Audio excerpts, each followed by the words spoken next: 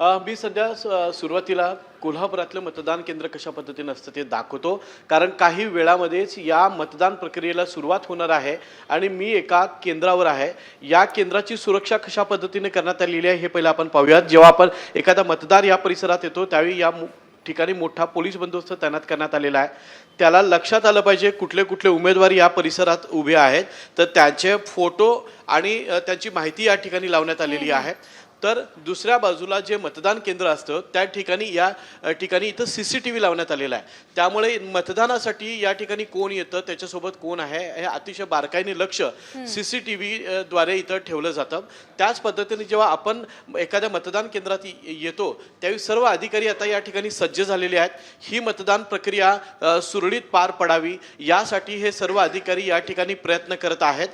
तसंच जे उमेदवारांचे प्रतिनिधी आहेत ते या ठिकाणी आलेले आहेत आणि ते मशीन्स व्यवस्थित आहेत का, सगळी यंत्रणा व्यवस्थित आहे का याची तपासणी हे उमेदवाराचे प्रतिनिधी या ठिकाणी करत आहेत.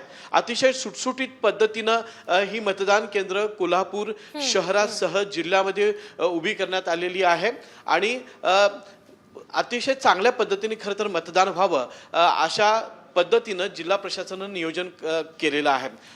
121 उमेदवार मतदानाच्या रिंगणात आहेत, आपलं नशीब आजमावत आहेत.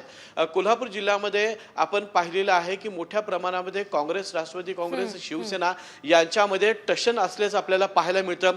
अनेक बलाढ्य नेत्यांचं भवितव्य या आता मतपेटीमध्ये बंद होणार आहे. त्यामुळं मतदार राजा नेमकं कौल कुणाला देतो याकडे लक्ष लागून राहिलेलं आहे.